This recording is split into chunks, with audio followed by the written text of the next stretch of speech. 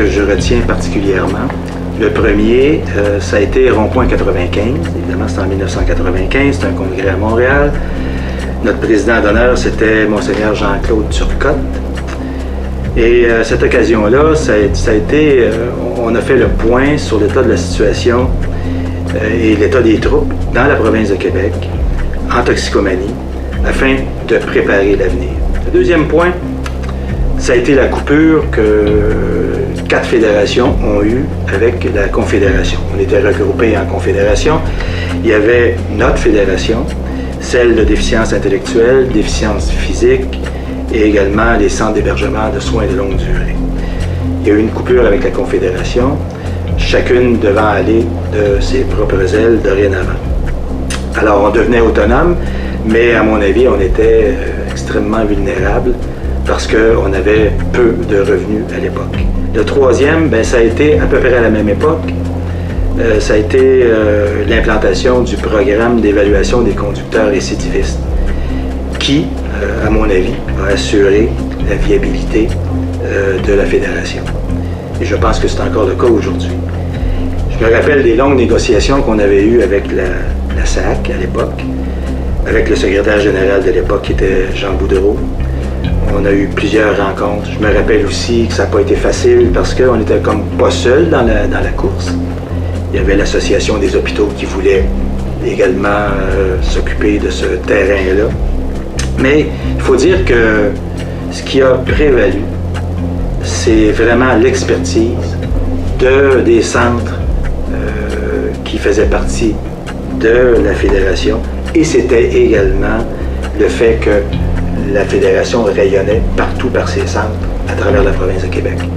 C'était des gens très enrichissants et pour moi, ça a été un passage très valorisant.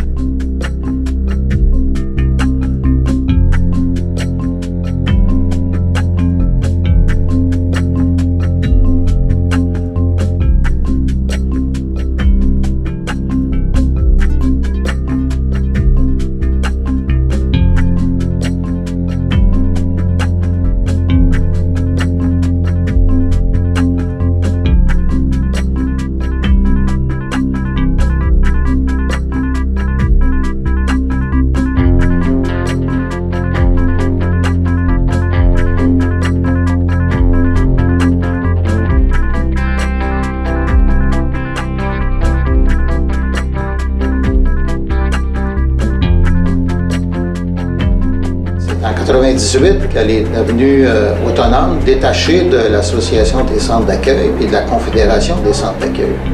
Notre première activité importante du conseil d'administration à l'époque, ça a été d'une part d'engager un nouveau directeur général, M. Yves Neveu, qui a fait progresser la fédération durant plusieurs années. Grâce au soutien des centres qu'on avait de la Société d'assurance automobile, ça a permis d'engager quelques personnes. Sinon, les cotisations uniquement des membres n'avaient pas suffi à faire vivre l'association d'une façon autonome. Et, à titre d'anecdote, il y a eu des tentations à certaines périodes de fusionner lors d'un départ de DG l'établissement avec un autre établissement et on souhaitait que le plus grand nombre de programmes de réadaptation soient administrés par un établissement qui était autonome par rapport à d'autres missions. Donc, on a fait des démarches dans ce sens-là à plusieurs reprises auprès des autorités ministérielles. L'autre élément important, ça a été évidemment d'engager une autre directrice générale, c'était Mme Massicotte au départ de M. Neveu, et de supporter la volonté du centre d'Allard-Cormier de devenir institut universitaire. Pour nous, c'était une garantie de développement des connaissances et des meilleures pratiques pour enrichir le fonctionnement. Ce qui est important dans une petite association comme ça, c'est la contribution de l'ensemble des intervenants du réseau, particulièrement les DG, la table des DG, la table des directeurs cliniques et la contribution de bon nombre d'intervenants sur différents comités. C'est ce qui permet à une association d'avoir une vie importante et intéressante.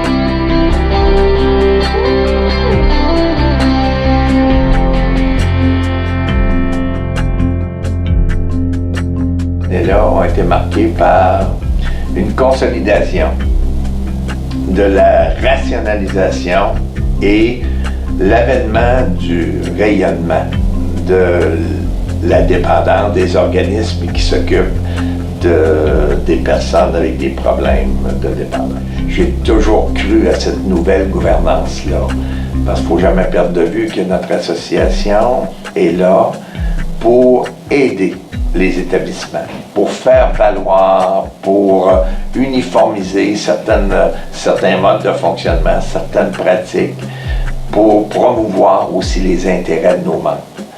Alors, je pense que sans avoir fait ces changements-là dans le fonctionnement même de l'association, de la fédération, qui, chemin faisant, est devenue association, qui est passée de la toxicomanie à une appellation beaucoup plus vaste qui est tout le champ des dépendances. Et en même temps, dans cet aspect de consolidation-là, bon, il y a eu le déménagement. C'est majeur. Quand un siège social déménage, ça a posé beaucoup de questions. Un déménagement qui n'était pas innocent parce qu'on se rapprochait de deux de nos cousins germains, soit la déficience physique et la jeunesse. Et c'est important parce que c'est en train de créer une synergie de fonctionnement dans le respect des missions de chacun, là, fort intéressant. Notre directrice générale, il faut le dire, s'est battue. On était d'accord avec ça pour sauvegarder les missions. Mais il n'y avait pas de base de pratique plus uniforme. Par exemple, les guides de pratique. Mais ça a été initié, pas complété sous mon règne, mais ça a été initié. Plusieurs ont été réalisés pendant ces 5 années-là. Ces guides de pratique-là, c'était fait pas par des étrangers, là. C'était fait par nos membres.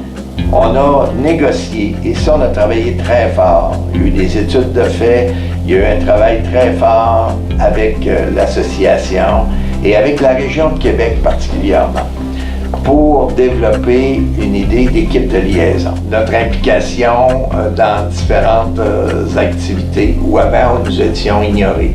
Maintenant, nous sommes présents systématiquement. Mais ça fait connaître la mission. Puis il faut la faire connaître, notre mission, parce qu'elle joue un rôle essentiel dans la société. Ce à quoi je penserai toujours, c'est à la qualité de l'équipe qu'il y avait et qu'il y a toujours à l'association.